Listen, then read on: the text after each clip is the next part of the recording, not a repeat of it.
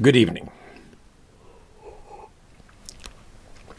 Tonight, I want to prove to you that there is a God. No. I want to prove to you that there is no God. No, wait. No. I have actually been thinking about the subject of God recently because there was on Easter. Last week was Easter, and I did a little video saying Happy Easter to everyone.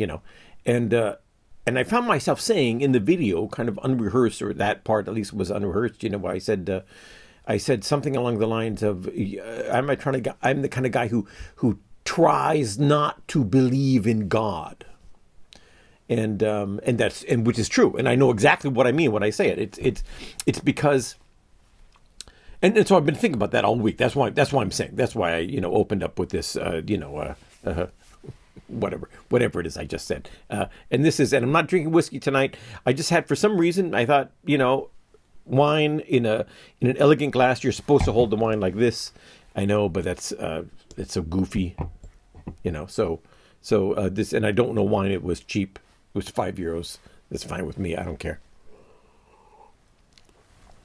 And it's okay. So, however, having said that, I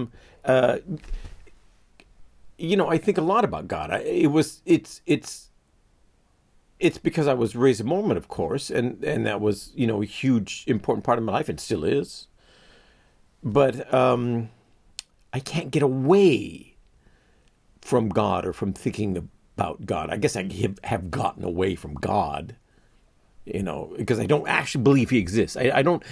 Well, no. Let me explain what I mean by that. I am really trying not to believe in God. I'm consciously trying not to, and it keeps kind of pulling me back. And my visions of what God might be keep changing, and I keep coming back to it, kind of nagging, and I'm not sure why.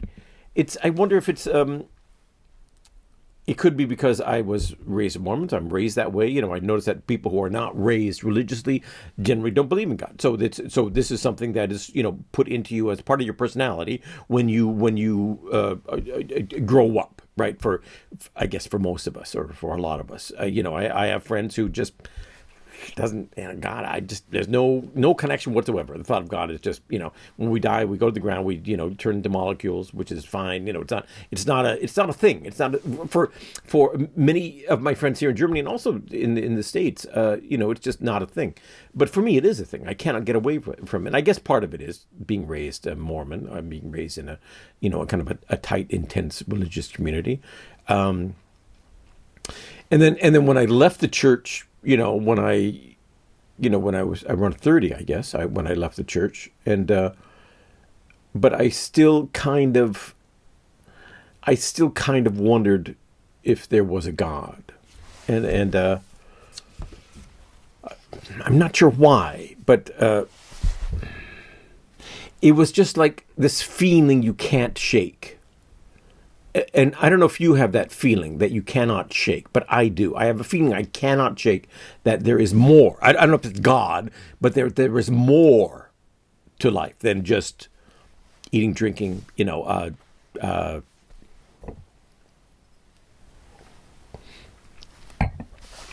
whatever it is we do in life, and then we die, and It feels like there is something more. I cannot shake that feeling. I never have been able to shake that feeling. I just feel that we are somehow here incomplete, that we are closed off from our true destiny, or our true situation, our true home, our true, I don't know, that we are part of something greater, that we are now isolated from, that we have been sent out away from home, and we're all very, courageous to be doing this, to be here, but there's something in the back of our head saying, don't forget to go home. I don't know what it is. But I cannot shake that feeling. It's a strong inner feeling, like in the core of my being, some nagging little thing saying, it's more than this. You are more than this. There is more, something more than this. This is just the tip of the iceberg. This is running around with blinders. This is, and I can't shake that. And I've played with different versions of God, how I would imagine God might be, and I've gone from I guess one of my favorite versions of God is the dinosaur God. Dinosaurs were there before we were. So if God created the world for his kind, created the world and created his, creatures in his own image, the dinosaurs were there first, right? So maybe God is a dinosaur, and he created the earth, to be a home for dinosaurs. And then when he comes back, to Earth after his vacation, wherever he's been the last millions of years, he finds us here, and dinosaurs gone.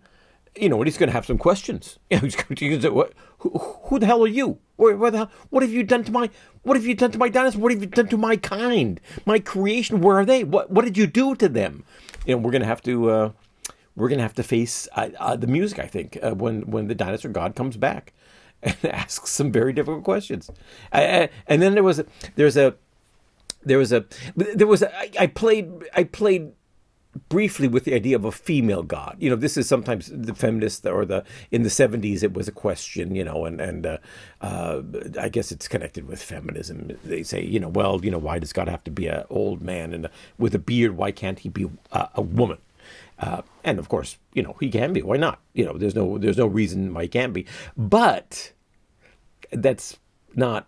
There's no viable kind of structure for that. There's no foundation for that. There's no book like the Bible that was written based on a female God. God is not referred to in the Bible as a female. There are kind of like a new agey, covens, witch covens, which who worship some kind of female god, some Gaia, maybe, the god of the earth. But none of that has like scripture or any kind of theory or parables or commandments. There's no, if you worship a Christian God, that implies that you have to act a certain way. There's all kinds of commandments, lots of rules in Christianity. We take the Jewish rules and we add our Christian rules, and the rules galore. And so we are expected to act a certain way. And so so believing in the God of Christianity or any of the gods that people believe in doesn't just imply always male or female. Oh, that's it implies that you have to live your life according to that standard. God sets some kind of standard, and the standard in Christianity is written down in lots and lots of pages in very contradictory ways, but it's written down. It's there, and there are institutions and all of that. And so if you say God is female, then you're just saying that. It's just a saying. You're not saying God is female. And here it says in the female Bible, thou shalt, not kill. Well, the female Bible would probably be different, but there is no such thing. And so if you want to say, God is a female or a dinosaur or a whatever, it doesn't mean that that it has an impact on your life. Whereas if you say, I believe in the Christian God, it means that you have to live a certain way, and there's a certain standard. And the thing is, that standard is very real. God may not be real. He's invented. I get that. I'm fine with that. But the standard that we have invented and put in God's mouth, this God says, we invented the Ten Commandments. We invented, you love your neighbor as yourself. And we put it in the mouths of God, kind of, in a way. I mean, there may have actually been a person named Jesus who said the words, love your neighbor as yourself, which is, genius. But whatever it is, we kind of imagine God wants us to be a certain way, and so that standard that we live by, of which we identify as God's standard, is actually our standard, something that we just imagine and we invented, and then we place it above ourselves, higher than ourselves, and it's like there's I've written a small book which I hope to self-publish. in May called it. It's based on George Washington's Rules of Civility, kind of a book of etiquette and behavior, rules of behavior, and I expanded it. I made it twice as big, and added all kinds of different rules, which I got from legitimate sources, by the way. But and one of the rules is acknowledge a force greater than yourself, whether it be a god or a general principle or nature or the universe. And the reason that's an important rule in that book is because if we are the measure of all things, like a cat is the measure of all things to a cat, if human beings are a measure of all things to human beings, then what's the point? It's just nonsense. We need some kind of a standard higher than ourselves, bigger. We need something bigger than ourselves. And maybe it's just a principle. Maybe it's just a principle of, love your neighbor, which is, it's a Christian principle, of course. But this thing that we do when we create a god or a religion, we're creating something larger than ourselves so that we can live by a standard that is outside of ourselves, yet was actually created by ourselves, which we created. And I think that's a good thing. I think we all need that, whether it's religious, whether it's a god, or just a principle to live by, a philosophy, some kind of a Zen Buddhist Stoicism, whatever. There's all kinds of things. It doesn't have to be. I'm not saying you should be religious or you should be Christian. I'm saying that every human being on earth should live according to a standard that is not his or her own, that is higher and above himself or herself. Living by a principle that is larger than him or her. I think that's important. I think that's what makes us more than, the cat, who is right there, by the way, laying there. And cats also, by the way, there's another book I wrote, which I haven't published yet, called Do Cats Have Souls?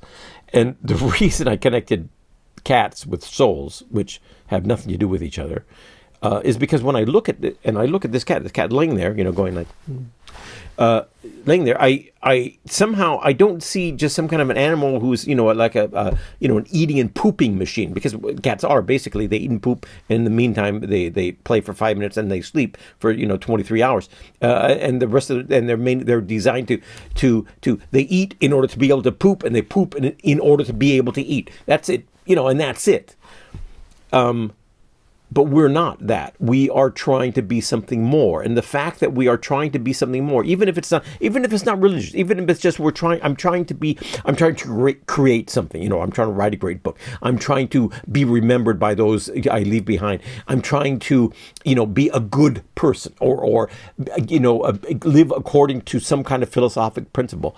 All of that is trying to be something more than you are, more than the cat is. To be something more. Why do we have that? Why is that so important to us, to be something more, to strive for more? Why did we, invent religion, philosophy? Why is it so important for us to celebrate life and living and search for happiness and treat others the way we would like to be treated? To be good to other people. Why is that important to us? It doesn't have to be important to us. Why is it important to us? And I can't help thinking it's because there's something in us that says we're not just cats. There's something more here. There's something more that we don't see. And that's why in this cat book, Cats Have Souls, that's why I wrote it, because I associate that with cats. I look at them and I don't see, the pooping and eating machine. I see someone who had some kind of, these eyes, that seem to stare off into space. Something that she knows. She knows something that we don't know. She knows what's out there. She's not telling us because she's an asshole, but she knows. It's like, and I invented, in the book, I invented a cat god. and which is, kind of like the big cat in the sky, the big black panther, huge thing. And he sometimes at night he walks across the heavens and the stars, and stars black out as he walks in front of them, and I see the cats, as I often see them, sitting at night in front of the window, looking out the window, and that's how I thought about the cat god, the Ur cat, the super cat, the Ur cat. Is because I wondered, when these cats are looking out the window, what are they looking at? There's really nothing out there. It's just the house across the street. That's it. And nothing is moving. There's nothing interesting going on. Nothing that affects them or is relevant to their lives at all. What are they looking at? They're looking at the cat god, the Ur cat in the sky. That's what they're looking at.